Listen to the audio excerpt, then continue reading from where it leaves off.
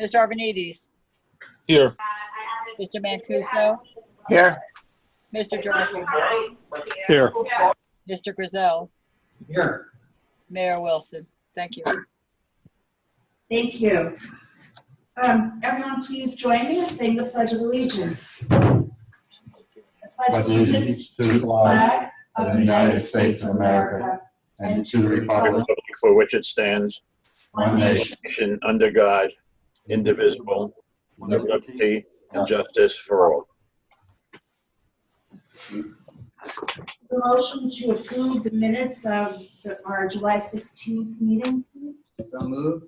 Second. All in favor? Aye. Thank you. I'd like to welcome everyone who's joining us by Zoom tonight. This is our fourth meeting by Zoom. We've been doing this since March. I don't think any of us has ever seen a time where there's so much going on all at once. I do want to say a special congratulations to Mark Jorfy, who got married last Friday. Yes, congratulations. First we had COVID, then you had a tropical storm on wedding day, so you've had a lot of hurdles, and now here you are on your trip joining in. So we appreciate that, and a little, advantage of Zoom is that you can join in from afar. Before getting to the first order of business on our agenda, which is the upcoming public hearing on the Abbey, I would like to begin this meeting with a moment of silence in recognition of the fact that for a lot of reasons, there are many people in our community who are really hurting right now. There have been a number of tragic incidents in our community and in our country over the last couple of weeks. As you may have heard, the latest occurred just last night when a young man was killed in an incident with police. Without commenting any further on this incident or any of the others right now, I ask that we pause for a moment of silence to acknowledge the hurt and sorrow and sadness that so many of us are feeling right now for so many different reasons.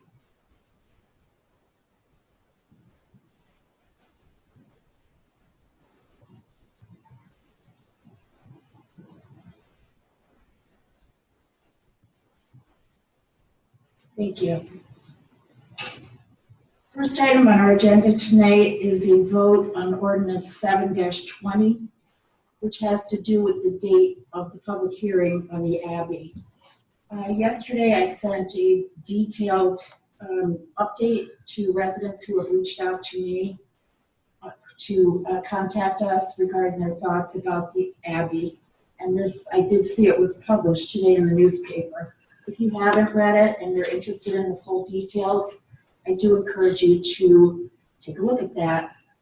I'm not going to read the letter, but I did work hard on it, and there's a lot of information in there that I would encourage people to take a look at. The present situation with COVID is presenting us with just a huge number of really complex and ever-shifting challenges as we work to schedule a public hearing on this very important project. So a couple of key points. Our July 21st meeting is going to be postponed. The rescheduled dates, assuming we pass the ordinance, will be August 26th, and if needed, September 3rd. The start time of the meetings will be 6 o'clock. The location is yet to be determined. We are hoping to secure a large indoor venue that meets all of COVID guidelines and allows for plenty of room for safe social distancing. If it's not possible to find an indoor venue, we will do our best to secure an outdoor venue. We are doing everything we possibly can to ensure that this meeting takes place at a venue where in-person attendance is possible. And wherever we have it, we will, indoor, outdoor, we will also offer Zoom as an option for anybody who's not comfortable attending in person. Even if the in-person venue falls through at the last minute, as it did with our scheduled July 21st meeting, a majority of us on the Township Committee support the need. We've come to a point where we support the need to proceed with the meetings on August 26th and September 3rd, even if that means conducting them by Zoom only. It's very important to me and to all of us that everyone in our community understands well in advance that it may be possible that we have to conduct these meetings by Zoom. Hopefully not, but I want people to know what far ahead of time and to understand why. The good news is that we do have plenty of time, 6 weeks or so, to solve all the tech problems that we faced over the past couple of months. I know some of these problems have occurred at the township's end, some at the individual user's end, and I am confident that between now and August 26th, we will be able to solve these problems. So this is something we can do, and this will help not just for these meetings, but for other meetings as well. I do know that residents, I've been contacted by a large number of residents. I know that residents hold a wide range of views on this project. I know that sharing those concerns and finding the options for addressing them is one of the most important purposes for holding the public hearing. And the time has come for us to move forward and do that. So what I'd like to do next is proceed to the ordinance before us, 7-20, which basically involves changing the date on the public hearings per the information I just shared. And then that can be followed by public commentary, where if there are any additional questions or comments about our plans for scheduling the public hearing, we invite people to ask them at that time. So with that, Mr. Carlson, could you please introduce the ordinance? Your motion, Mayor. We need a motion To change it. Okay. Motion to change it. If I may, Mr. Quinn, the ordinance has already been introduced. What we're looking for, I believe, is a motion to carry the public hearing until July, what's the date? August 26th? 26th. August 26th. We're looking for a motion to carry the public hearing to August 26, 2020. I would make that motion, Mr. Carlson and Madam Mayor. Thank you. Thank you, Mr. Mancuso. Second. Second. Mr. Do we need a Griswold. roll call on the ordinance? Yes, you do. Okay, Madam Clerk, could you please do a roll call? Yes. Mr. Arvanites, Yes. Mr. Jarfi, Yes. Mr. Mancuso, Yes, with a codicil, I'm comfortable moving the meeting to those dates, but I'm still not comfortable at all with doing a Zoom meeting. So that'll be a topic we can talk about at a later time. Yes. Mr. Griselle, Yes. Mayor Wilson. Yes. Okay, with that, we will turn to public commentary. And I do ask that we have quite a large number of people on, and I would ask that people keep their comments to 5 minutes, please. So first up would be, Dr. Siebert. okay, I can't see it. Dr. Siebert. Dr. Siebert? Yes. Can you hear me? Yes. Yes, ma'am. All right. Yes, thank you very much. I just wanted to commend you Your for, address, please. Dr. Lynn Siebert, 178 Hillcrest Avenue, Morris Township. Good evening. Thank you for coming, and go ahead. Yes, I wanted to commend you for postponing things in that way, and for acknowledging that it's difficult. I mean, we all understand, and believe me, we do appreciate the complexities of the situation that you are dealing with. I would also ask, and this it's related because it's a public hearing on a proposal if there might be a chance to also similarly delay public hearings on the Del Barton proposal as well, when that comes up for scheduling, because of the same reasons that you have articulated so well here tonight. Yes, I wish we could, but the Del Barton situation is different. It's a proposal, it's an application before the planning board. And whereas the Abbey is a redevelopment project, those are sort of like two different buckets on land use issues. And the Del Barton application is affected by different timelines and dates than the Abbey. So we do not, as the Township Committee, have the authority to postpone if the applicant chose to postpone, we could do that. And that could be brought up at the meeting as a suggestion and a request, but it would, that would rest with the applicant to do that. And in talking with our attorney about this, I am told that the guidelines, we are still subject to the guidelines that are in place, the deadlines. And if we miss those deadlines, what happens is the proposal is automatically approved. So it's a different situation altogether than the redevelopment the public hearing on the Abbey. So I hope those are. Madam Mayor, can I double down on that, please? Yes. Okay, so yes, the Abbey redevelopment project and the Del Barton proposal are in very different stages. The Abbey redevelopment is simply conceptual, and it's up for redevelopment. It's asking for a certain redevelopment plan before this township committee. This township committee is free to hear it on any time that it deems necessary.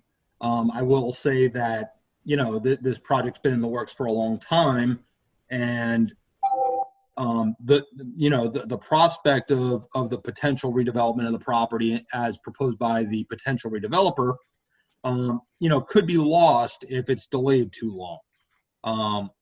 So that's what's going on over here with the township committee. As far as the planning board or zoning board goes, I'm not sure which board this is before. I think it's the zoning board. I'm sorry, I think it's the planning board. They have statutory deadlines set forth by the municipal land use law, which is a state statute. And I believe this is one that needs to be decided within 120 days. Now, of course, the applicant can grant an extension of that deadline, and that's happening quite frequently in the COVID environment, especially for more important projects. But if the board chooses not to proceed against the potential developer's wishes, you do run the risk of an automatic approval by law. If it's not decided in time, then it's automatically approved. So, that board is under a whole different set of considerations, if you will, than we are with regard to the Abbey redevelopment proposal. May I ask a question, Mr. Carlson? Have at it. The 120 days, I understand that, and I understand the ramifications of it. But is there a sort of an out clause because of the COVID-19 that we've been dealing with? I just think all rules and regulations are probably suspended, and I just wonder if there is any precedent for that happening. My understanding, and I'm literally about 3 or 4 days behind on the regulations, which are changing daily, as you know, committee man. But to my knowledge, the deadlines set forth by the municipal land use law have not been suspended for COVID. A lot of other things have been put on hold. Most other things have been put on hold. I've not been informed, nor have I learned that the MLUL deadlines have been suspended. And, I represent several boards, and we are all proceeding as though they've not. Thank you, sir. Thank you. Does that answer your question, Dr. Seaver? Yes, thank you very much for the additional explanation. It's very helpful to understand what the parameters are.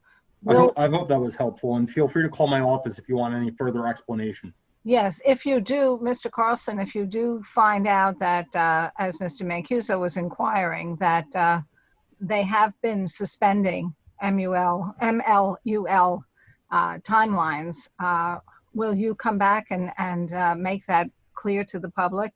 I think you would know about it before we even get the chance to do that here. I think that would be newsworthy, but yes. And I will say that Mr. Warner, our attorney for the planning board, is monitoring that very carefully as well. Thank you. Thank you both very much. Thank you. Next, I can't read Yeah, that. Mr. Caputo, Mr. Quillen. Mr. Caputo's next? Yeah, he's next up. Yes, ma'am. Okay, so can you? He's unmuted. Okay. I am here. Can you hear me? Yes. Hello? I can be Yes. heard? Okay, I don't want to belabor the point. It's been discussed that, to a significant length of time. But I just want to make it known, we applaud that you're, and we believe that you are acting in good faith to try and get a venue and have this meeting that's going to be on August 26th open to the public, and we have confidence that you, are going to strive to do that. I just want to make it clear, because we've had meetings with many of the people that in the community, and that having a Zoom meeting is not going to be acceptable. So you need to keep that in mind, that there's going to be significant resistance to having a Zoom meeting. The people feel that in fairness and to accommodate due process, they all want to have an input into this plan. It is a significant plan. It is going to impact the lives of a lot of people in the area, and they do not want to see this plan put forward without having their input into the decision as to how it's going to be. Now, we understand the process. I, in particular, understand that, like Mr. Carlson, have several other projects going that are being impacted by, the COVID issue, and I understand the implications.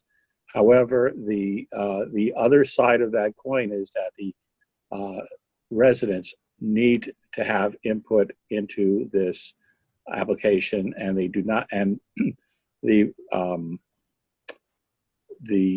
Zoom meetings are, while they are, helpful, they are problematic to a lot. As a matter of fact, there was problems even in starting this one up, and I know I had problems trying to get in. So the people do want to have a public hearing where they can appear, and if that's not going to happen, there's going to be some serious resistance from the public of having a Zoom meeting. And with that said, I think everyone recognizes all the issues involved, so I'll leave it at that, and just basically a heads up. Madam Mayor, may I? Address also for the record. Mr. Caputo, could you say your address for the record, please? Oh, I apologize. I should have known better. 56 Canfield Road, Convent, New Jersey. Thank you. Mr. Carlson. Mr. Carlson? Thank you, Mr. And thank you for joining us tonight, Mr. Caputo. Can I ask what your specific objections to meeting by Zoom would be? Well, we have, I'm not going to represent that there's how many people there are that are objecting to this, or at least want to have input, but there are at least a couple of hundred involved. And the opinion has been expressed that they want to be there, they want to see what's going on, they want to ask questions, they want to talk to the professionals, they want to have their own personal point of view presented. The Zoom meeting, a lot of them. I agree, but let me ask you, how are they denied that if we conduct a meeting such as this where you're offering your opinion? Because many of them are not technically sophisticated enough to be able to do what we're doing right now. And I in particular are marginal. I mean, it took me 20 minutes before to play with this thing to be able to get in. Same thing happened last time. And I do not have confidence in the last meeting. I raised my hand during the question process, and it didn't get recognized because it didn't work. I was able to later get in by chance during in an inappropriate portion of the meeting, but that was the only time I could get in. So, and there are other people who I have spoken to in the neighborhood who are just, this is a totally alien concept to them. They want to be there. They want to talk with their neighbors. They want to view what's going on. I don't believe that Zoom meets that requirement to have full access to the public. Okay. And that's if I may, Mr. Caputo, let Sure. me just, and I'm pleased, I'm not being the least bit argumentative, I'm being inquisitive.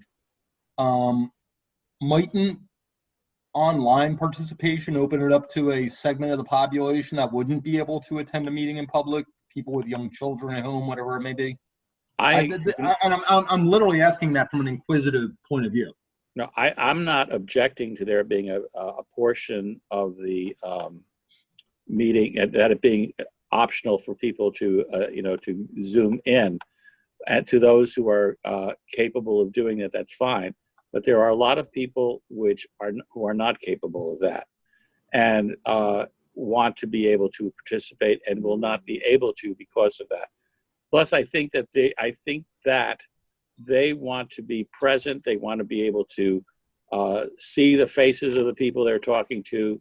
They want to be able to, because it's one of the reasons why trials by Zoom are not favored, because you can't look at somebody in the face and talk to them. I think there's a significant piece of a hearing process that is missing when you're doing it on television. And I think the credibility of people, the facial expressions, all that stuff that enters into it is missing when you're doing this.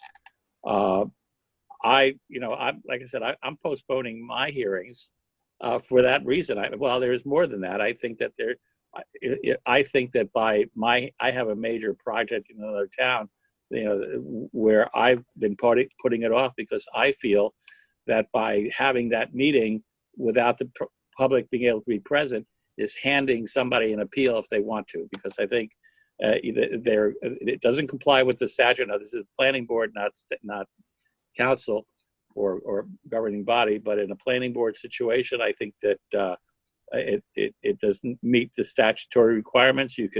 They may be fair and all these things that you want to say about it, but it doesn't meet the statutory requirements. And I'm not going to go forward with a major public hearing that I don't know if the statute, if it goes to court, what some judge is going to say about it. So I'm putting off my major applications. But in this particular case, I believe that the public has a right to participate in person. I guess maybe some judges later are going to decide, whether or not the Zoom met the requirements of due process or not. And that's not my decision, but I think that this committee represents the people in the town, and the people in the town want to show up in person. And I think that the obligation of the town council or the township committee should be to give respect the desires of the residents who want to be there in person. And that is what I'm conveying. That's all. Understood. And Mr. Caputo, thank you for your thoughts. Just wanted to learn those. Appreciate that. I'm sure they'll be given great consideration. Please understand, I have no issue at all with either you and I had a good conversation on the phone, or with the council, with the township committee, what they're doing. I believe everybody is acting in good faith, but I do, and in that interest, I want the council to be aware, or the committee to be aware of what the position is of at least this group that is there, that they want to be in person, and I'm going to be very resistant to a Zoom meeting. That's Understood. just Understood, Thank Mr. Peter. Thank you for your thoughts. Mr. Thank you. Cooper, I'm assuming that you read the letter that I sent yesterday. Yes, I did. Yeah, and as I'm sure you can tell from that, everything in me wants this to be in person. We're going to do everything we possibly can to make it in person. But COVID is so, there's so many uncertainties here that, you know, like I said in the letter, we do have to decide the venue by August 10th. And it is conceivable that the state mandated guidelines could change between August 10th and August 26th. And that is pretty much what happened to us on the July 21st meeting. So I'm putting that out there ahead of time. These are the kinds of things that are just simply unprecedented. No one's ever had to deal with this before, and hopefully we won't.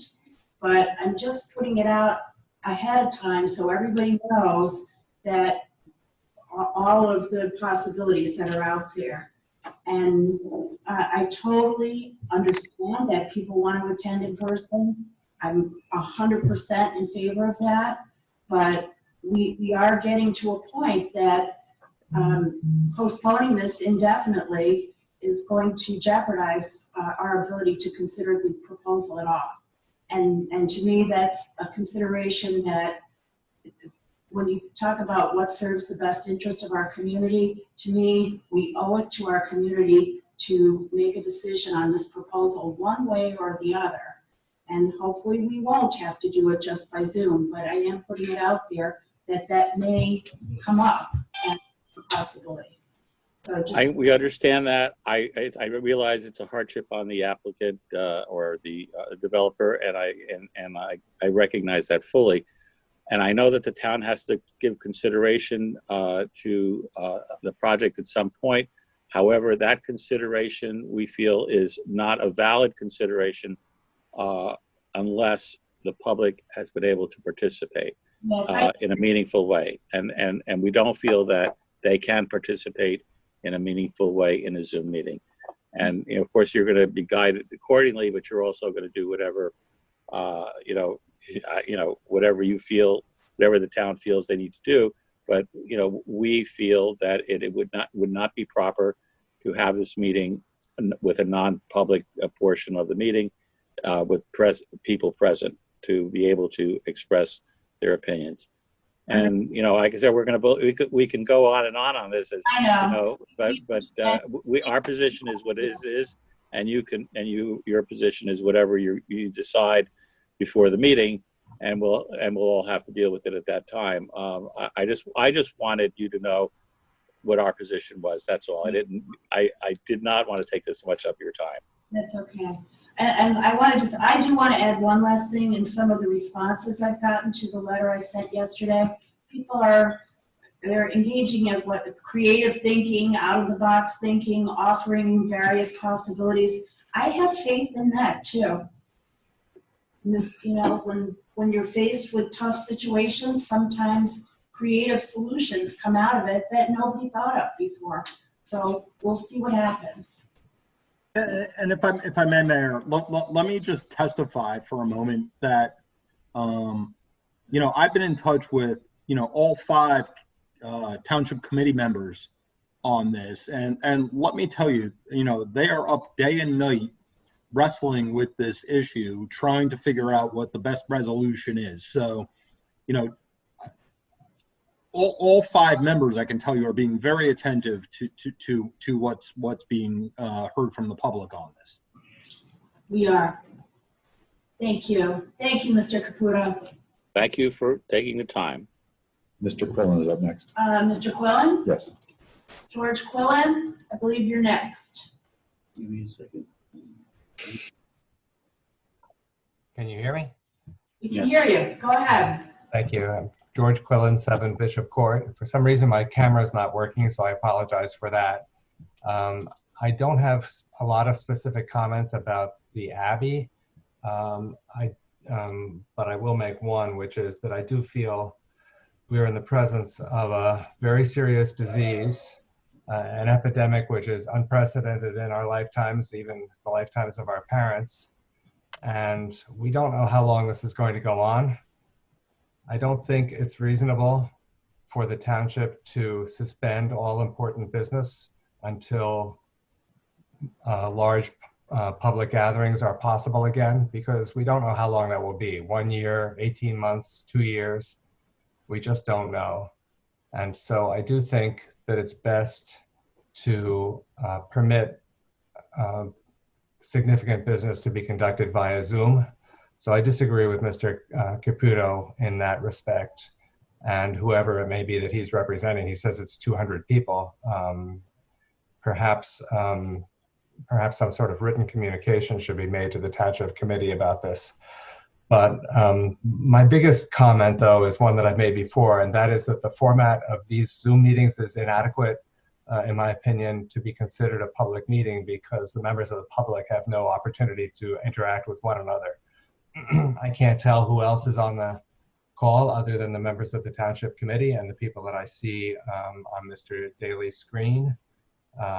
So we really need to have a different format for these Zoom calls. And there is another format that's available. It's called a Zoom meeting, in which you can see every person who's participating. You can see their names, and you can send them messages individually so that you can interact with them. So again, I strongly urge the Township Committee to change the format of these meetings going forward. And I'd like to ask whether this has been considered. Yes, after you suggested it at the last meeting, we did check on that, and I checked with Mr. Daly, and it is my understanding from talking with him that even on this format, you should be able somehow at your end to see all the people who are participating. Am I correct on that? There should be a screen that says seeing attendees. There should be Participants, can you hear what's being said attendees. there, Mr. Quillen? Can you repeat that, please?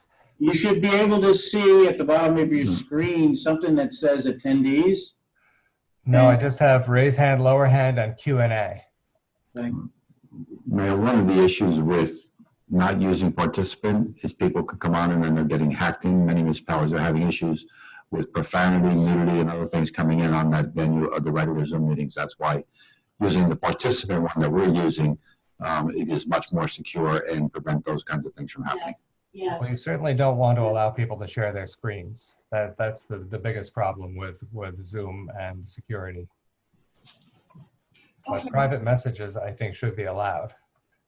And you may want to know who the people are. You may want to require that the people who log in identify themselves in some manner rather than just by a telephone number. Yeah, this is something that we can look into. If we have, I'm not exactly sure how it would work if we had 150 people on. I guess the pictures would be across the top of the screen. Anyway, the crashing of meetings, I believe, is the main reason that this is, I believe, is called the webinar format, right? That is correct, Mayor. It's much more secure. Okay. All right.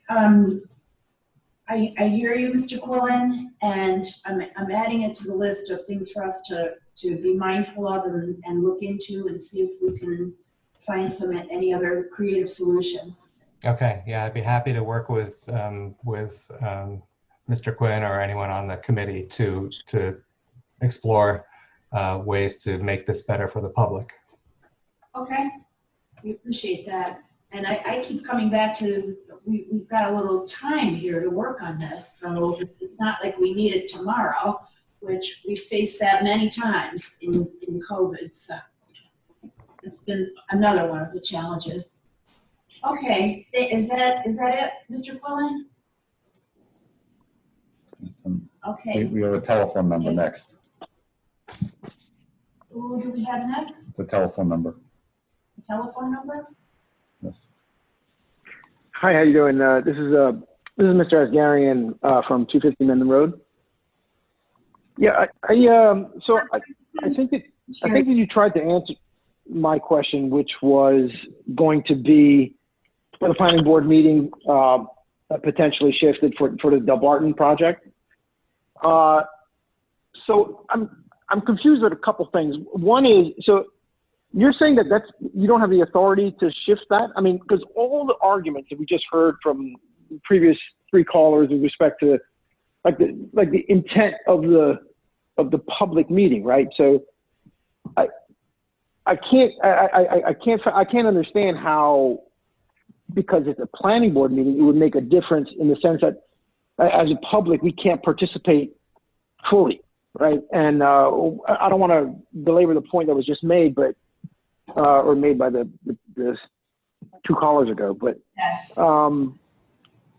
so are you saying that it's not possible to postpone this planning board meeting for the same arguments? No, it is not. It's not possible to postpone the planning board meeting. What can be asked at the meeting is if the applicant is willing to postpone the application. Are we talking Delbarton again? Yeah, we're talking Delbarton, yes. Okay. So let me try to explain it a little more succinctly. So what's before the Township Committee with regard to the Abbey? Think of that as a bill in Congress. They have all the time in the world to either do something with it or maybe never do something with it. Like it's a legislative act. What's before the planning board here is an application for development. And I don't want to speak for the attorney to the planning board, but I think I can provide a little guidance here to say that municipal land use law provides that once it's an amendment to the application for development, right? Sure. Right. So I mean, okay. Because I mean, because the starting date of 120 days from certain date when they introduce the amendment is that, I mean, I just want to make sure that doesn't change the equation, right? First of all, sir, there's unfortunately nothing in the land use law that's known as an amendment to site plan. If you're going to change the site plan, it's a new site plan application. I disagree with that. I think there should be an amendment to site plan, but there's not. But regardless, once you file your application and it's deemed complete, which by the way is not, it's a purely administrative act. It means once all the boxes are checked, you have X number of days to decide the application, depending on what type of application it is. So, in this case, I believe it's 120 days they have to decide the application, unless the developer wants to, grant an extension to that. I am not at all involved nor party to that application. I'm just telling you the generalities of the law. But just realize that the Abbey and Delbarton are two very, very different things. Could you say your name again? I did not hear your name. Thank you, Mayor. Oh yeah. So my last name is Asgharian. It's I could spell it if you like. Yeah, would you spell that, please? Sure. It's A as an apple, ASGARIAN. So ASGARIAN. Gotcha. Thank you. No, look, and I appreciate your response. So, look, and I'll let it stand as it is, but I just want to voice. I mean, when you see, and I understand the technicalities that you're mentioning with respect to the different committees and different rules and regulations, but in all sincerity, we're basically a couple of weeks away from getting notified, and that was actually impacted by the mail system apparently. I live adjacent to the school, and I did not get a notice, certified mail. And then at the same time, when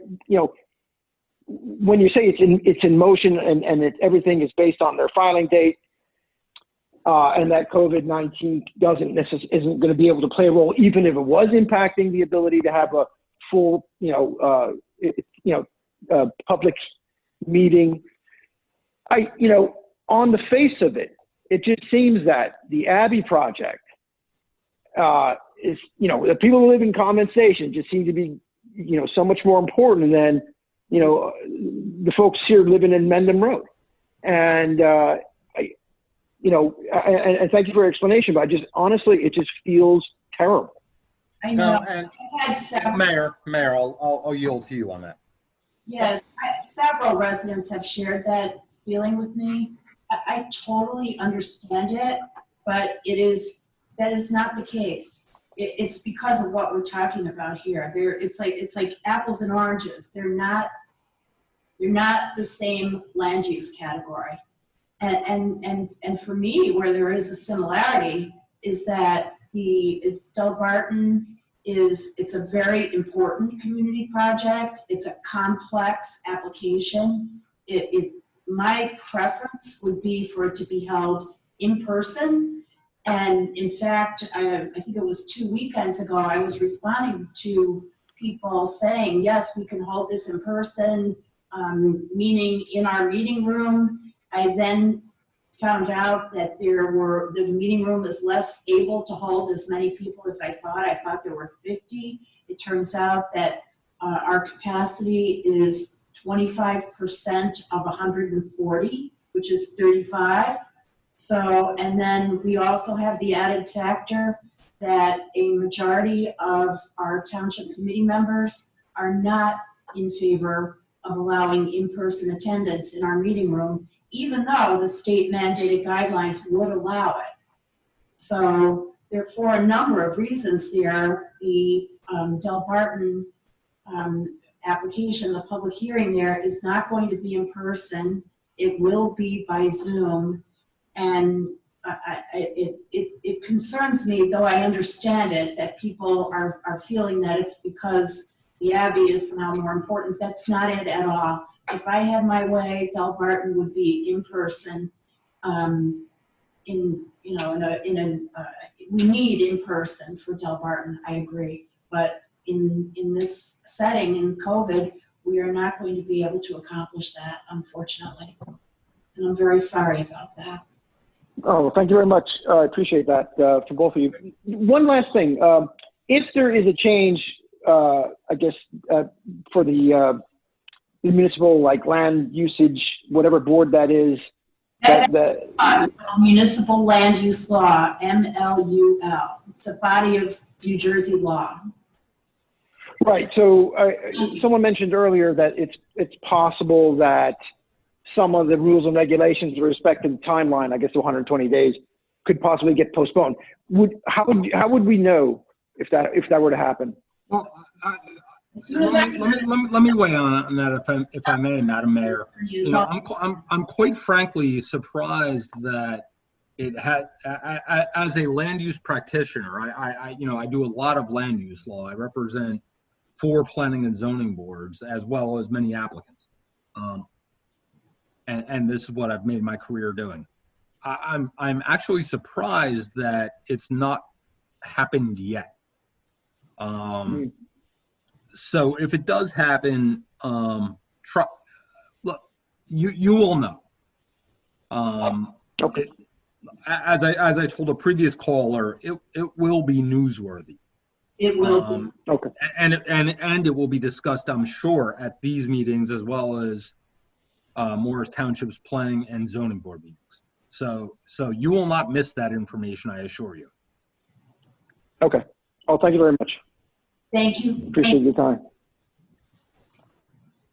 Next, We have Mrs. Kleemeyer. Is it Mrs. Kleemeyer? Ms. Kleemeyer. Is that the one on Greg? Is that Ms. Kleemeyer? Yes. Yes. Can you hear me? Yes, we can hear you. Could you please say your name and address for the record?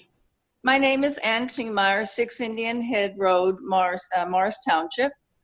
And I've been listening to all the comments, and I don't want to belabor the point about the Abbey and the Delbarton. I'm calling about the Delbarton ice hockey rink application. And I understand your explanation, and I totally agree with the comments about Zoom from Mr. Caputo, and that was going to be some of my questions, and he pretty well took care of those. But I just have one point that I want to make, and it is that this St. Mary's Delbarton application is a new application. And so far, the members, the citizens or the neighborhood around haven't been able to look at the full-size site plans, only what we could get on a computer or an iPad. And they are completely, unacceptable. And as far as I know, we can't go to the township municipal building to look at them. I was there the other day, and you can't get past the lobby. So this is by Zoom, it's a hindrance. Yeah. And I think this can only be done by an in-person, a public meeting. And if it has to be proposed to do that, but I mean, this is July 20th on Monday is our second meeting. And we have yet to see the full-size site plans for this development. Ms. Kleemeyer, I will say that if you would like to come into the building and look at the actual hard copies of the plans, the big, I don't know what's the size paper is, but it's big. If you'd actually like to look at that, you can come in and request that, and we can make arrangements for people to, to go in a conference room and be by yourself and social distancing and perhaps gloves. We can take all the precautions. But if you would like to do that, we will accommodate you on that. We have a special room set up just for that. Oh, we do. Gwen is telling me we have a special room set up just for that. Do people need to make an appointment? They should, so we can bring the plans out, but one off of the foyer is open for when members of our staff have to meet with the public, as long as they are wearing the proper mask and gloves and personal protection equipment. Okay, can you hear, did you hear what Mr. Quinn said? Yes, I did, and thank you for that. I wasn't aware that was, that we could do that. But again, and I know it's harping on it, but I really would like to suggest that you consider postponing this application to a later date. And thank you for your cooperation. Yes, I suggest that you tune in to the planning board meeting on Monday and make that suggestion.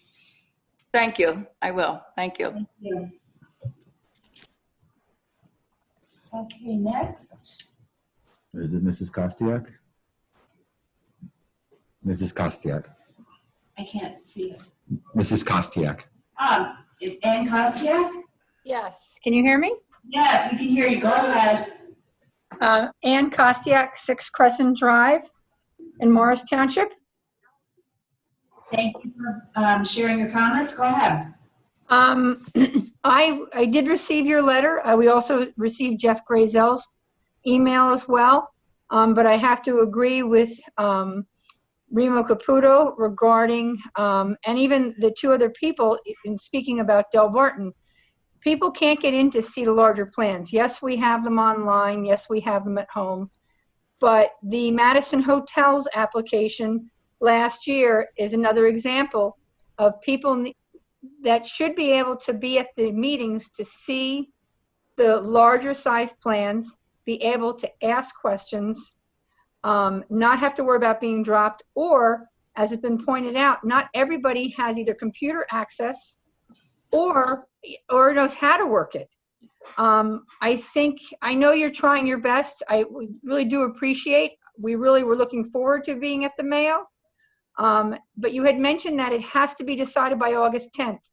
Can you tell me why? Yeah, because we've got to, by law, the MLU, we've got to send out the notification letters by law 10 days in advance. So we might have maybe a day or 2 after the 10th, but we have to have those letters in the mail postmarked by, when would that be? August 16th, I guess. Not including the date of the hearing. Okay, so that would be, those letters would be to the surrounding, the properties that are surrounding within 200 feet? Yes, that's the legal requirement, but we are going to send to, I think as I shared in writing, I believe we're going to send notification letters to that entire neighborhood, Crescent, Canfield, Parker, East, West, Bradley, Bishop. Bishop. So what is, at this point, you said, I mean, the criteria could change. Larger groups could be able to come in, and if that's the case, do you know if the Mayo is available, or is that what you're still waiting to hear on? Well, I believe it will be available. I've talked to the person there. I haven't talked with her. I have a person I know who works there. I have not talked with her in the last couple of days, but when I talked to her prior to that, she indicated that they would be able to accommodate us. If I may, Mayor. If I may, Mayor, if I may interrupt. Carlson, I'd like to finish this point, please. Yeah. Sure, please. The obstacle we had for July 21st was Executive Order 157, which item number 7 in that order appears to allow us to meet in the Mayo. But if you read item number 8, it appears to contradict item number 7. And we did not discover that until 2 days before sending out the notification letters. So, you know, I'm a little skeptical of some of these executive orders because they do contain, in some cases, contradictions that are difficult to, you know, to stay on top of. So it's yet another issue that we're coping with here in this environment. I didn't mean to interrupt, Mr. Carlson, but that was a key point that I wanted to make. Understood. Was that your point? No, I just simply wanted to add that, you know, in May, we had no idea where we'll be in June. In June, we had no idea we'd still be here in July. Like, trying to project the future here is impossible. So, I mean, it's you know, a day-by-day thing, and let's sit tight and see where we stand come the end of next month. Yes. I would like to add one other thing to one of Ann's comments, which is I've now participated in a number of Zoom meetings, you know, like on the planning board, and I have noticed that that you can actually, if you're using a computer, you can actually see the plans better on the computer than you can in person in the room. I have noticed that it's surprising to me, but that has been my experience. So there is that little advantage for people who are able to access and work the tech, that you can see the plans better. Actually, you can see them more closely than if you're sitting, you know, in the meeting room. Well, as much as I appreciate that, in the past, the last 2 meetings where the other township committee were up on the screen to the left, you could barely see anybody's faces. We've been at meetings where that is in the same area where the different plans are, and unless you're close enough to see it, you really cannot see it. I understand now, Mr. Carlson just said, we'll wait till the end of next month. You had just said the decision has to be made by August 10th. Yes. So at this point, it will be decided by August 10th if it is a yes for everybody or a no for Zoom, correct? It's going to be held either way. Decide our venue, but okay, we're saying August 10th. I mean, we could probably go to the 11th maybe, but our deadline there is that we've got to meet the legal deadline for sending the notification letters, and in order to do that, we have to know what the venue is. So we have to have the venue in place in time to send the letters, and we will do that.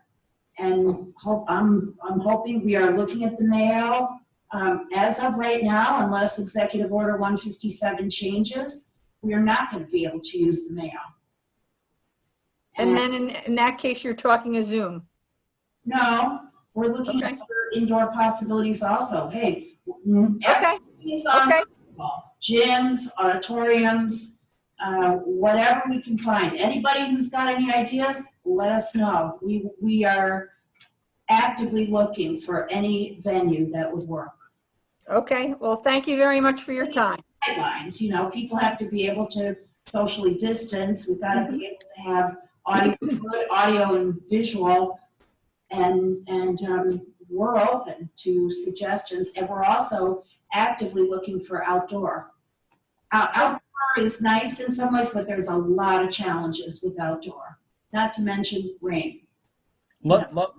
If I may, let me just explain to quickly what the challenges to this look like. And I don't mean to be negative. I would love to have a public meeting on this. But if you're talking about, you know, something in the order of 200 people attending that need to be 600 feet apart and need to also be able to see exhibits. So if everyone is 600 feet apart, both 600? by width and length, imagine the people in the far left and far right corners and their ability to see the exhibits. Well, we would I don't want to tell you that. I'm not saying that's insurmountable. I just want to tell you that that's something that we're dealing with and trying to tackle.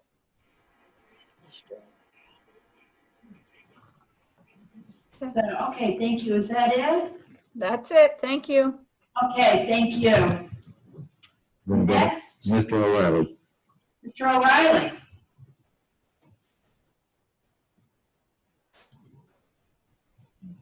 Are you there, Mr. O'Reilly? Hold on a second. Yes.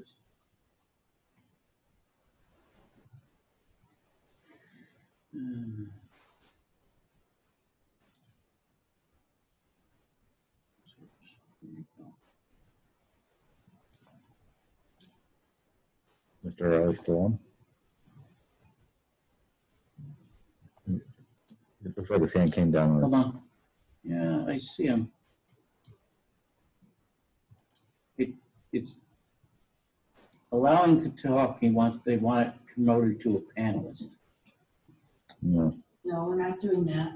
Why don't we, Mr. O'Reilly, we're having a little problem here. We're going to come back to you. How about we go to the next person? Okay. I think that's Heidi. Heidi Roth. Yeah. Heidi Ross. Can you hear us? I can hear you fine. You know the routine. Say your name and address. I'm Heidi Ross at 6 Deegan Lane. Thank you. Go ahead. I just wanted to point out that on and off I see on you as the participants, obviously, but that every once in a while a little red mute thing comes up. I don't know if that's helpful at all to Mr. Daly in the technology area for the problem, but anyway. So I want to ask, first of all, will I be able to speak again later in the public session if I just talk about the Abbey now? Yes, we are sticking to 5 minutes. Okay. And you have your 5 minutes here, and you can come back for a second time if you wish. Okay, good. So I'd like to thank you all for all the time that you've devoted to this. I know that it's been a lot. I think it would be an important thing, Mayor Wilson, to point out that the Township Committee is working under the guidelines of the executive order.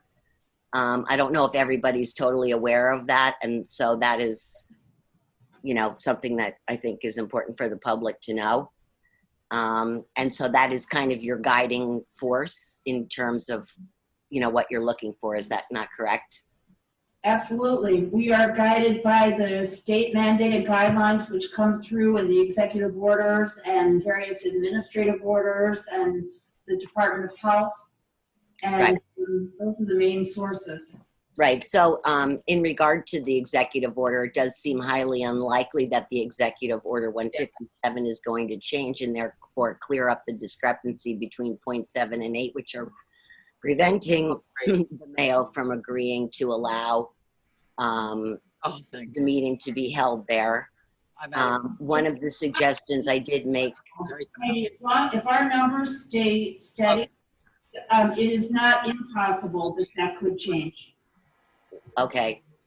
So one of the suggestions I made to you, Mayor Wilson, on the phone was that, you know, and I understand that there are technological difficulties, and as Mr. Carlson just described, about reaching everybody in a larger platform, but that the pool parking lot, either at Streeter or at the Ginty pool, with a tent in the open air, so to speak, might be a viable solution and a place that would be, acceptable. So I hope that the Township Committee considers outdoor things, and knowing that, a tented situation might require some planning. I hope that you seriously consider that in an effort to hold the public in-person portion, which I would totally agree with Mr. Caputo is absolutely necessary for this meeting.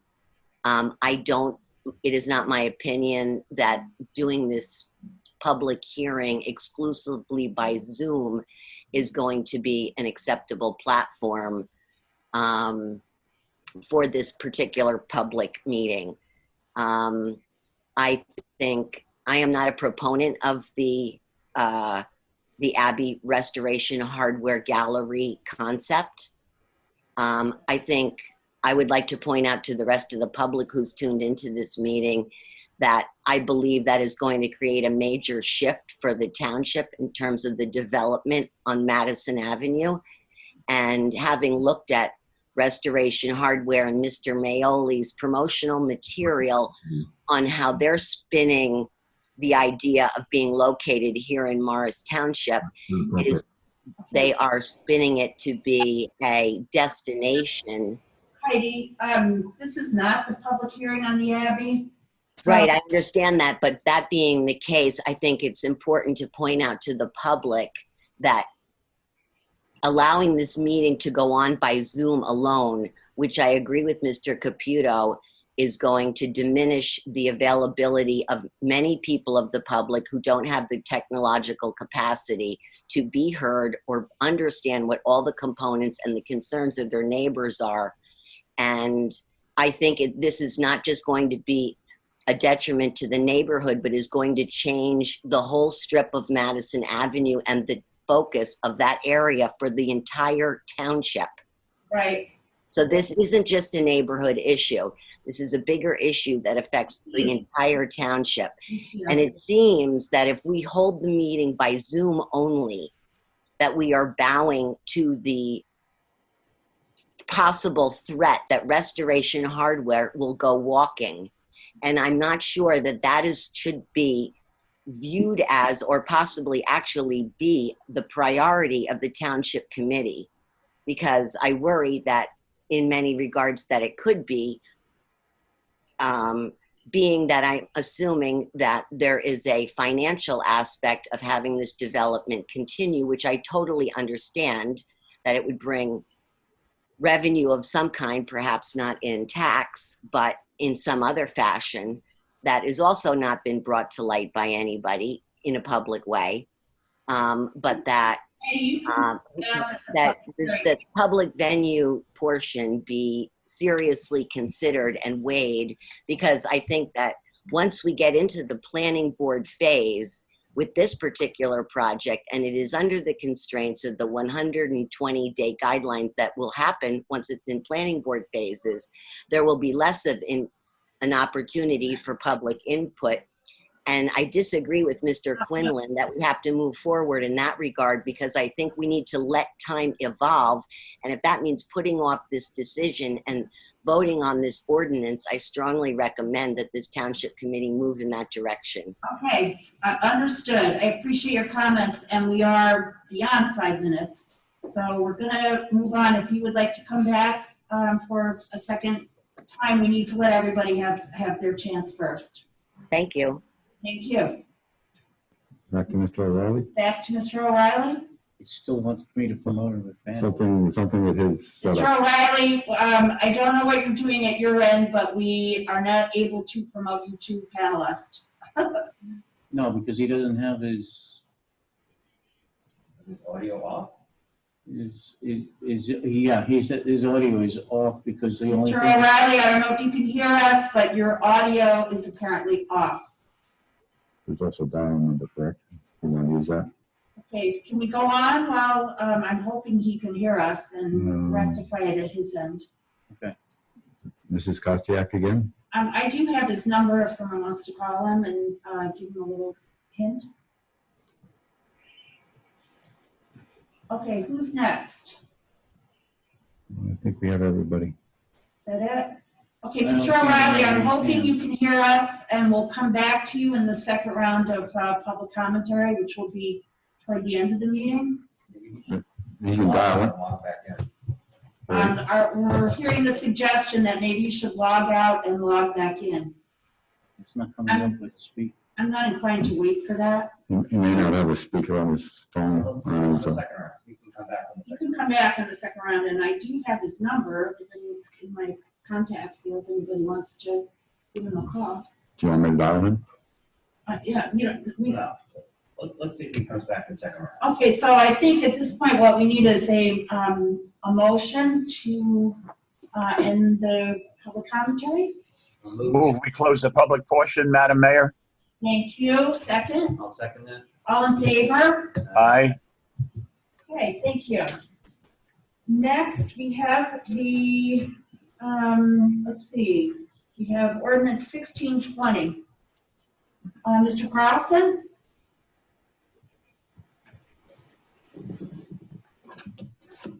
Are you there, Mr. Carlson? Sorry, here I am. We've got.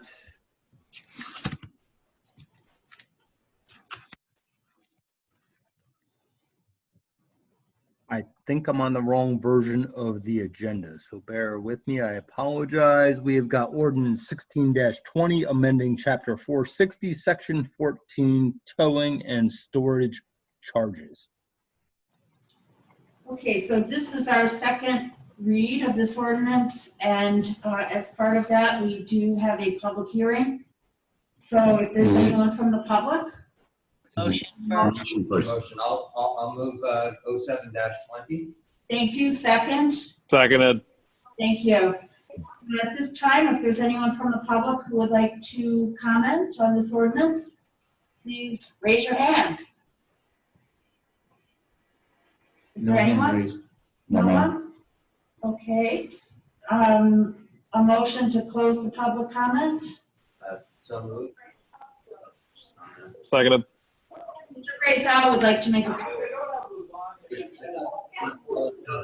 I had a good conversation with Mr. Quinn today to get some explanation on various elements of this ordinance. It brings us up to date with fees, or brings us in line, I should say, with fees that other surrounding municipalities are paying in terms of towing. These are for, this comes into effect when somebody does not have their own towing service, or there's an accident where the car needs to be removed from the road quickly. This provides the municipality with the ability to call out a towing service immediately. And the fees that are charged, I conferred with Mr. Quinn, are often cheaper than what you would get if you were to call yourself if you didn't have a AAA and you needed to get towed. So these set statutory fees that are reasonable and sets guidelines by which they have to be put in place in terms of the towing and the requirements for quality and the types of drivers and such. And further, just to clarify, for the basic towing charge, I had a concern that there might be a towing charge plus a mileage charge, but there is no mileage charge for the basic towing charge.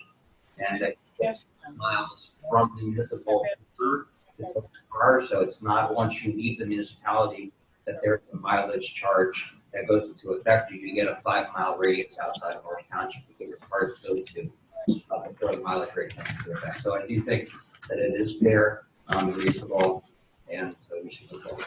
Thank you. Thank you for doing that extra study. Do you want to clarify anything? No, it's just and one thing that I should have also discussed with you. We are required to have this, and it's also to help. There's a predatory towing act where tow companies have come in and charged exorbitant fees, tow things like that, and everything else. So keeps our ability to provide tow service to the public, so they're not subject to the predatory towing Good point. people that are out there. Okay, thank you. So let me think. And also, just one other point, that most, what Mr. Quinn and I talked about is that most of the time the fee is imposed on the zoning, it was about 300 times last year approximately. Most of that is covered by insurance, so it's a lot of accidents where the insurance company ends up picking up the fee anyway. Okay. Thank you. Thank you for looking into that in more detail. Okay, with that, I believe we're ready for a vote. So, Madam Clerk, can we have a roll call, please? Yes. Mr. Arvanites, Yes. Mr. Jarfi, Yes. Mr. Mancuso, Yes. Mr. Grizel, Yes. Mayor Wilson. Yes. Thank you. I, Catherine J. Wilson, Mayor, declare the ordinance adopted and find it passed, approve the same, and direct that the clerk publish the proper notice thereof in the newspaper and to record the the ordinance in the proper place. Thank you. Next, we have our bid report. Mr. Quinn? Thank you, Mayor. I have 3 bids today for your consideration with the appropriate resolutions attached to them. The first one will be the reconstruction roadway improvements for Beechwood Drive and Talpa Road. We accepted bids for this project on June the 24th. 16 vendors had picked up the bid specifications and 9 vendors submitted their bids. It is the recommendation from our engineering department that a contract be awarded to PM Construction Corporation of Hillside, New Jersey, as the lowest responsible bidder in the amount of $656,520. For your consideration is Resolution 147-20, awarding that contract. The second bid that I have deals with the Butterworth Sewage Treatment Plant structural repairs. This is to replace all of the cement stairs, sidewalks, and surrounding of the areas at the plant and around the tanks. The bids were accepted on July the 8th. 6 vendors have requested the bid specifications and 3 vendors had submitted the bids. It is the recommendation of our engineering department that this bid contract be awarded to Allied Construction Corporation of Parlin, New Jersey, in the amount of $316,430. For your consideration is Resolution 153-20. The third bid is the reconstruction of our Ginty and Streeter Parks tennis courts with the special cement foundation that will prevent the cracking. This went out accepted on July the 8th. 9 vendors had requested the specifications. Only 1 vendor submitted a bid. It is the recommendation coming from the Parks and Recreation Department that the contract be awarded to Classic Turf Company LLC out of Woodbury, Connecticut, in the amount of $776,500. For your consideration is Resolution 150-20 to award the contract. And that will conclude the bid report. Thank you. Thank you. Are there any questions about the bid report? Mr. Mancuso? Good job. And just regards to the tennis courts, part of that bid is that we're converting 1 court into 2 pickleball courts. Is that correct? That is correct, sir. I'm looking forward to Morris Township being the pickleball capital of New Jersey. Yes, we all are. That will be wonderful. They're very active already, Yes, they are. and we appreciate that. Okay, thank you. Next, we have resolutions. Mr. Carlson?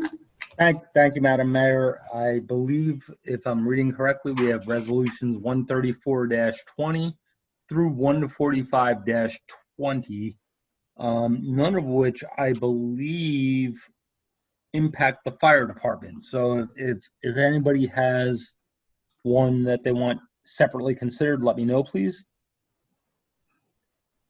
Seeing none, we're looking for a motion to move resolutions 134-20 through 146-20. Mr. Carlson, it's 150. 154, right? It's 154-20, sir.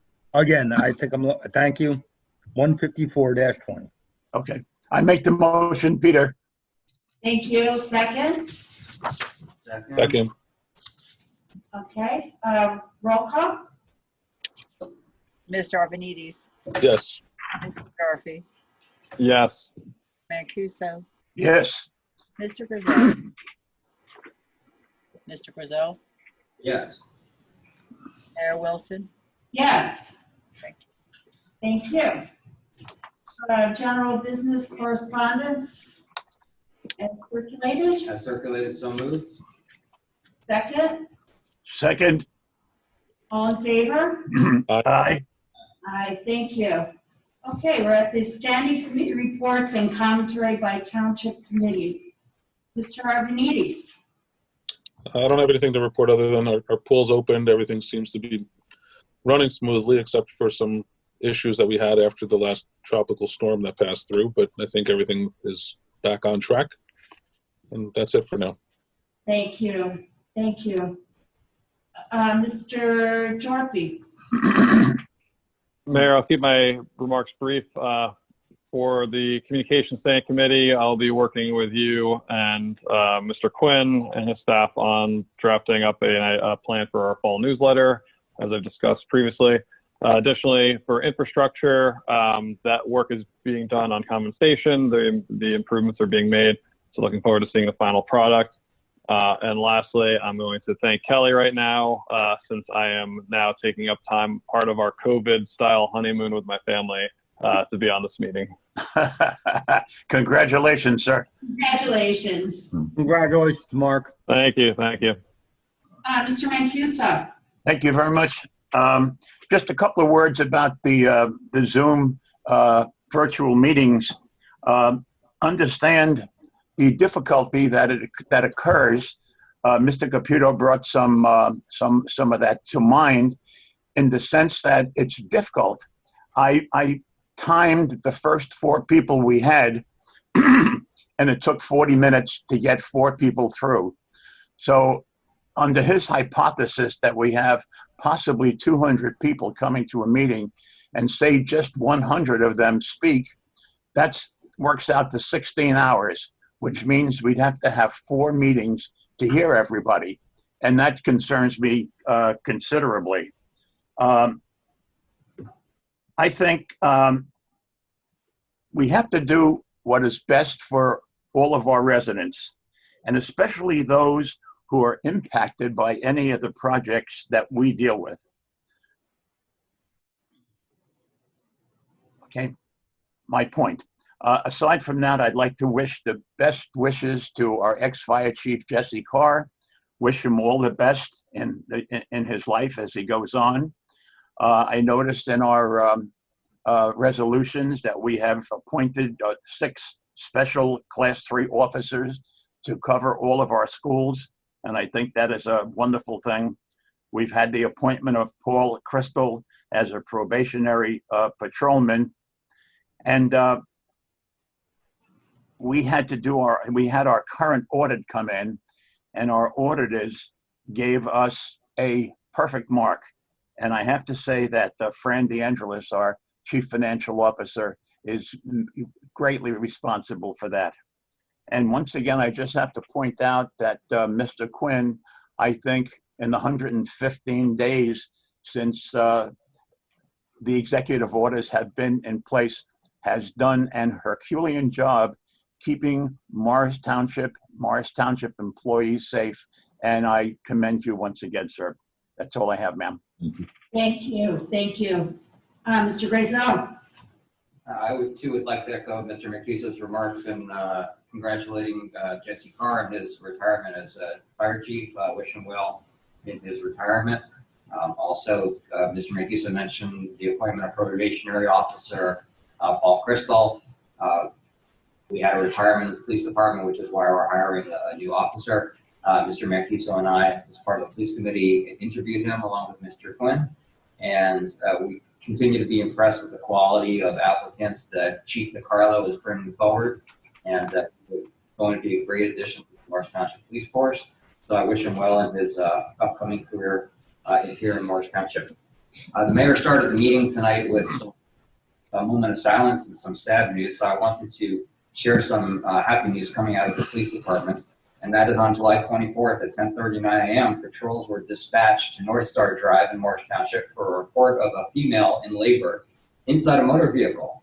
And Patrolman Gallardo, Patrolman Ribanicki, and Patrolman Dungy responded to the call and assisted with the delivery of a baby girl at 10:47 a.m., so just 8 minutes after the call went out. They were there on scene and assisted with the delivery of the baby girl, and also helped with local support from around the baby's neck. Baby is healthy. Her name is Ruby Ann Davis. It's 6 pounds 3 ounces and 19.5 inches. And I wanted to congratulate not only the officers for the delivery, but more importantly, the parents, Mom, Brianna and Platt Davis. We're very excited to have a newest member of Morris Township, the Davis family. So congratulations. Congratulations. sorry. Yeah. As far as my personal remarks, I just wanted to let the public know, if they hadn't heard, that the CDC has added 40 symptoms to the growing list of COVID-19 related symptoms. Those are congestion, runny nose, nausea, and diarrhea. So those are 40 potential signs of the novel coronavirus. I also read that according to the website covidactnow.org, that New Jersey is only one of 3 states in the country with the virus under control, Vermont and New Hampshire being the other 2 states. So I really hope that we can keep it that way here in New Jersey by everybody wearing their masks. There's something called the retransmission rate, and when the retransmission rate is less than 1, that means that we're transmitting to less than 1 people, and the coronavirus is shrinking among the community. It's when it goes over 1 that we're spreading it to more than 1 person. Every person who gets it is spreading it to more than 1 other person, and that's when it starts to grow. So we're below 1. Let's keep it that way by everybody wearing their masks. The governor, with that said, the governor has ordered that everybody needs to wear a mask outdoors if they can't social distance, as well as the rule that was in place for indoors. So even if you're outdoors, please wear a mask. And for greatest safety, you should be wearing a mask really at all times when you're not in your home or not in your car. Today, we announced, the Department of Public Works announced the scheduling of the annual overlay program.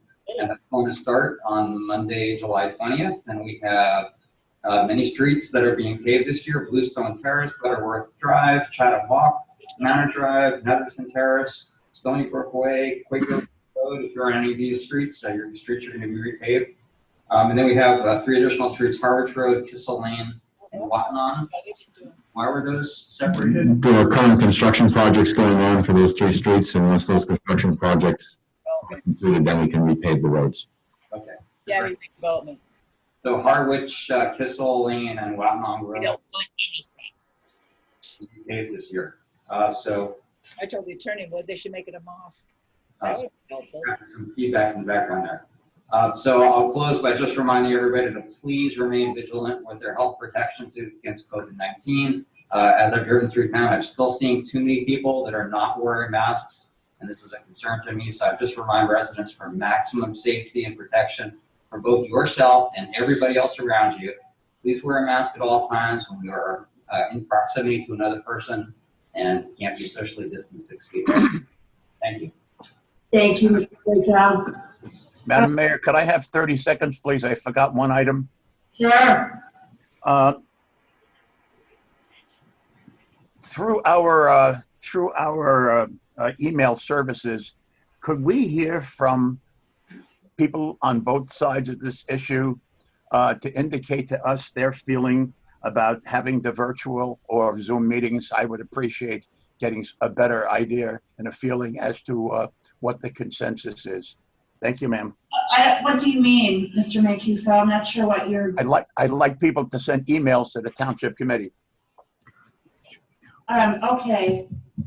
Okay. We'll have to discuss that. We'll need to discuss that with Mr. Carlson. Okay. Mr. Mancuso, we will discuss that. I mean, it's out there. You're suggesting that if people have heard that and they would like to put that in writing and send it by email, they're certainly free to do so. I will say we're very aware of it. I've had many conversations, and I've received many emails addressing that issue. So we can discuss that further offline. Thank you. Thank you. Okay, so two of the standing committees that I chair, Environment and Transportation, are just beginning to reboot, basically, after being offline because of COVID. The Environmental Commission resumed meeting in June. It's totally by Zoom. And a couple of things to highlight. I'm really happy that our Environmental Commission is meeting monthly now. In the past, it met every other month. And this has really impacted their ability to get stuff done. So we're coming back after being offline on COVID. There's a lot of things on the to-do list, and they are being addressed. We've got just a few examples. The municipal energy audit is it's ready to go, but we have a few things at the township level that are with COVID that have, put some other things ahead of doing that, but it's definitely on the list. Where our plastic bag ban is scheduled to be implemented in October. The Environmental Commission members are in the early stages talking about the tree ordinance. We have many members of the public who have reached out to me and I've talked with personally. There's a lot of interest in kind of revisiting that ordinance. Not necessarily, it yet to be determined what changes, if any, might come, but I do feel there's an interest and a place for revisiting the tree ordinance, and that is on the to-do list for the Environmental Commission. And also, I'll just put this out there, we're talking about adding aggregate members so that we can have additional people to work on some of these activities that we have, and that will involve, in order to get to that point, we have to do a little revision of the ordinance. So, Mr. Carlson, I think you're aware of that. There'll be some work coming your way on that. As far as TAC, the Transportation Advisory Committee, TAC will be resuming its meetings starting in August. The scope of work is huge. If you actually look at the policy document that outlines TAC's work, and one of our items at the August meeting is going to be to set some realistic goals for what can actually be accomplished over the course of the rest of this year. And sort of prioritized for this year and what can be done into next year. I'm really struck as I think about TAC. There's the 3 E's of working with education, and engineering. And as situations come up, I'm more and more struck by the value and the sort of added value that TAC is bringing to the education piece of the equation. We all know there's various situations in town, there's various locations where speeding is a concern or other concerns. And in my conversations with people who have brought various concerns to me over the last month, 2 months, and beyond that, I do see a place for discussion at TAC meetings of the concerns, an education process for how, for example, traffic studies work, the standards that are in place for making traffic-related, like device-related decisions. I'm also advocating for educating people that would be TAC members and the public on the full range of traffic calming devices. I think there's a huge number of things that people don't even think about that could be done. And so I just want to emphasize, I see that education component of TAC as being a really an important part of the value that TAC brings. So I'm also encouraging people, sign up, go to Zoom and listen into the meetings. And there is a public commentary there, and so I encourage people to participate. I too wanted to congratulate the people that were honored at the June 29th. We held a ceremony on June 29th, separate from, we held a special meeting basically to honor the fire department members. Jesse Carr, congratulations on your retirement and thank you for your many years of service. We also hired 3 new firefighters, Melissa Alderton, Robert Keller, and Daniel Lovenberg. We congratulated them. We had 2 promotions, Lieutenant Steve Cornine and Lieutenant Brendan McCloskey. And Chief Nunn, of course, was congratulated for his promotion to chief, which took effect on May 1st. So we were sorry we weren't able to, because of COVID, we were not able to have these the ceremony here in the meeting room, but we did do that on June 29th. I just wanted to make a comment. I've heard from a lot of people over the last 2 weeks in particular, in part about the Abbey, in part about Delbarton, and many other topics as well. And I want to commend everyone who's, taking time to share your views. I have to say that encouraging this kind of participation has been my passion for decades. And so I'm really happy to see so many people actively participating and sharing their views and writing emails. I got an email just yesterday from someone who's 15 years old and is actively participating in one of the situations. So I encourage that. I'm very glad to see it. I also wanted to mention that next month, August 28th, is the 100th anniversary of the ratification of the 19th Amendment that gave women the right to vote.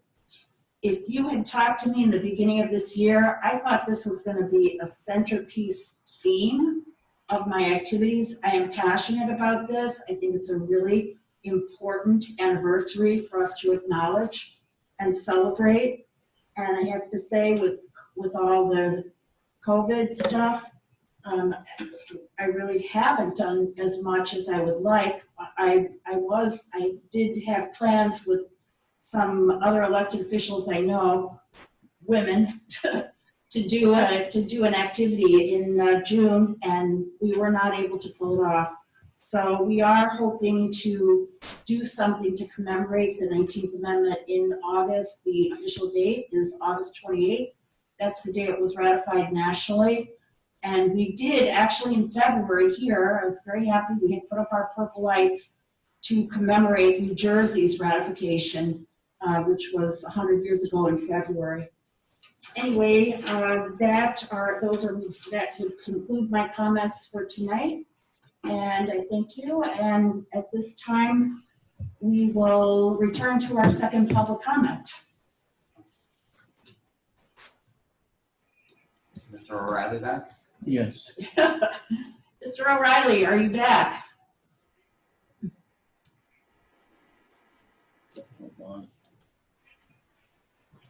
Can you hear me now? There we go. Yes. Yay. Go ahead. It's muted. I think you might be muted, Mr. O'Reilly. Keeps on moving. Now I'm There on you go. mute again. Here we go. Hear me again? Go ahead. Okay, I understand Mr. Computo's and the people he represents desire to be there in person, but I do agree with George Quillen that that the virus of the health of the people is the most important thing, and we should not do it under any circumstances that would allow the spread of the virus. You'd have to have healthy spacing and ventilation, and I think that has to be the foremost consideration. Also, in sending out notices of developments at the Abbey, could you please also send them to Liberty Greens? Okay, that's a good question. I'm not certain that we're going to put them in the mail, but we are going to do our best to get them. Our discussion was to share the communication with the homeowners association, and perhaps they can send that out by email. Are you there, Mr. O'Reilly? Yes, yes. Okay. They have sent around a letter, but I would have liked to have seen what the township's version was. Oh, well, we did not send out a letter for. I know. Yeah. Didn't get one. Got one from the, from Liberty Greens. Okay. They sent one out to residents. Letter That's what I got. to an email? Pardon me? An actual letter, hard copy letter, as opposed to an email? I think it was a letter, but I have to go back and look. Okay. So that's all I have to say. Okay. Thank you. Bye. Bye-bye. Next. That would be. We Gosh, you got have, better eyes. I got. is that Heidi Ross again? Heidi? Heidi, are you back a second time?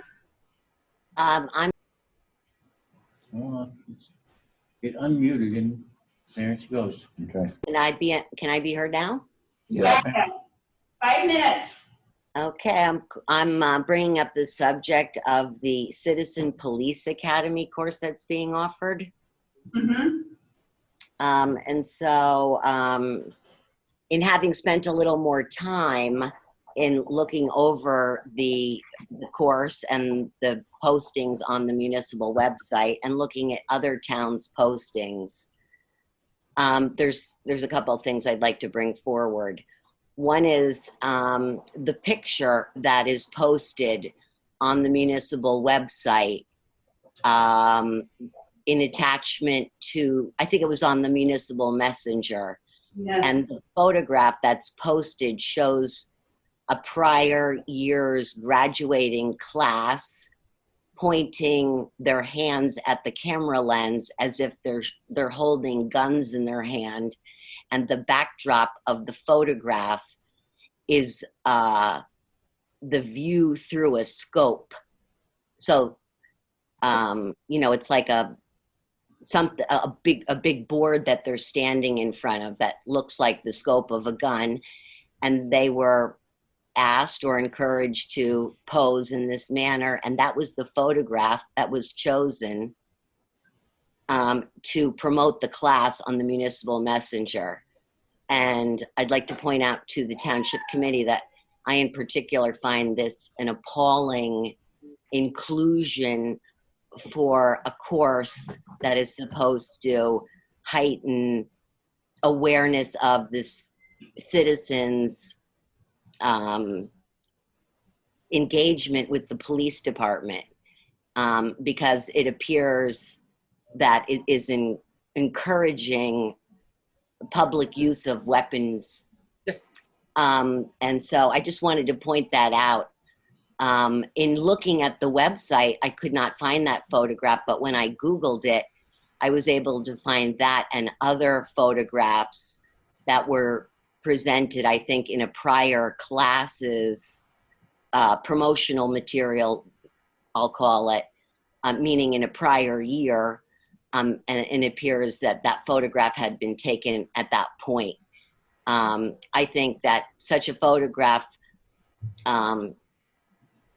under today's circumstances of gun violence, is unacceptable and should be unacceptable to this Township Committee and the citizens of Morris Township. I hope that you figure out who was responsible to choose that photograph. And in having looked at the application itself, I would like to point out that I also compared other towns' application processes and presentations of their Citizen Police Academy courses. And the major differentiation I was able to ascertain at a quick glance, and I didn't spend a lot of time, maybe an hour in doing so, is that the application itself for Morris Township includes one particular document, which is a a confidentiality agreement between the citizens that are taking the course and the township and the police department. And it appears that out of 4 or 5 other towns in New Jersey that I looked at, it is the only one such township that is requesting that the participants sign a confidentiality agreement. So I find this also particularly disturbing because I think that if a course that is supposed to train citizens about what the police department is doing, and in an effort to for the township committee and therefore representing the police department, and in hopes to be acting in a transparent way, I'd say that the necessity of signing such a confidentiality agreement goes against the grain of that intention in quite a serious fashion. And I would like that point to be revisited by the police department and the township committee as an inclusion, because I think it prevents the participants from sharing the information that they've learned. And I find that to be a negative, a serious, very serious negative to the program itself. Thank you, Heidi. The point you just made about the confidentiality agreement, that will be, I'm sure Mr. Quinn heard your comment, and that will be brought to the attention of our police standing committee. And They've been previously done by municipal attorney. okay. So, Will that be communicated at a township committee meeting, or will there be information provided to the public on the outcome of that inquiry? I can't say for sure at this time. Can I be personally responded to via email or a phone call to be advised of the outcome? Yes. Someone from our I will take care of standing it. committee will get back to you, or Mr. Quinn. Okay, and then on the picture, I'm still here. on the picture, I did the picture myself, and I will say that that I agree that that would not be a good picture to use during this time. So that would be something for us to consider in the future if we send pictures to accompany the information about the academy.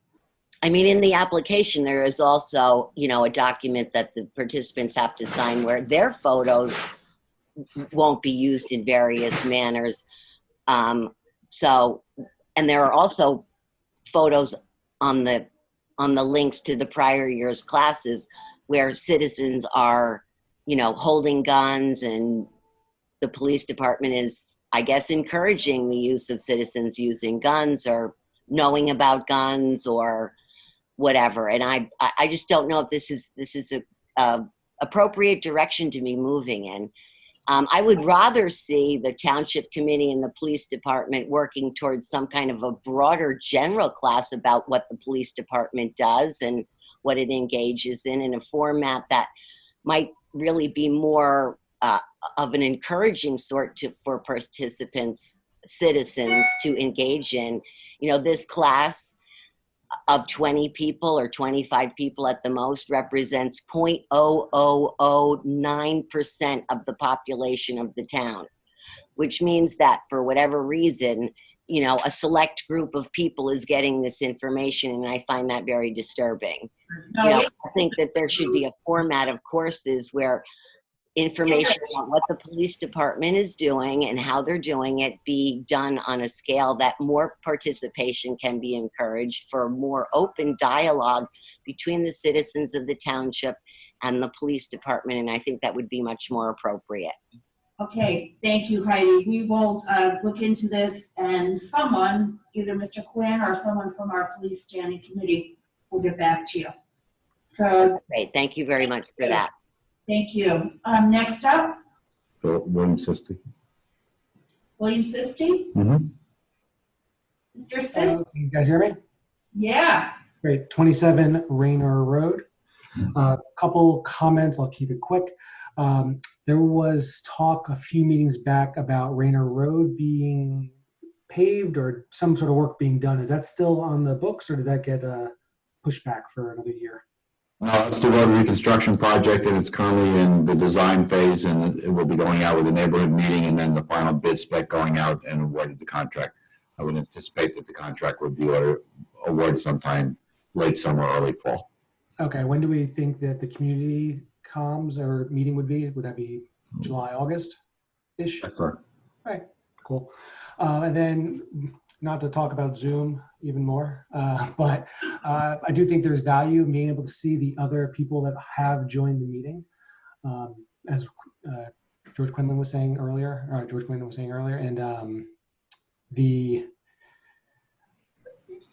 maybe not for every single meeting we do that, but there's definitely ways to do it where we can still maintain, security and don't worry about Zoom, not worry about it, but manage the risk of a Zoom bomb. Otherwise, for the bigger meeting for the Abbey, perhaps a Zoom educational session before that to help people kind of like practice getting onto the Zoom calls. That way they're not doing it for the first time or the second time for that big important meeting. And as far as the population or wanting to comment during the meetings, I think that is just going to really come down to doing what you do during a normal meeting, is just making sure everybody sticks to their 5 minutes. Even if you keep them to the hard 5 minutes, having 100 people talk will take time. So Yes, good points. that's it. Thank you. Thank you. I do like the idea of an education meeting, a little practice. And we did that for ourselves actually in the beginning. So that's a great idea to offer to people who might be interested. Is there anyone else? No. No one else? I move that we close the public portion. Second? Second. All in favor? Aye. Thank you. Consideration of monthly reports. As circulated. As circulated. So moved. Second? Second. All in favor? Aye. Thank you. We claims for payment, which is our bills, in the amount of $9,227,661.68. I'll move that we pay bills. I would offer that, madam. I'll second that. Second, roll call, please, Madam Clerk. Yes. Mr. Arvanites. Yes. Mr. Sharkey. Yes. Mr. Mancuso. Yes. Mr. Brazel. Yes. Mayor Wilson. Yes. Thank you. Thank you. And with that, I believe we are ready to adjourn. I move that we adjourn. Second, Second. all in favor? Aye. Aye. Aye. Thank you all. Our next meeting is August 19th. We'll see you then. Okay. Good night, everybody. Everyone. Good job, everybody. Good night. Good night. Thank you.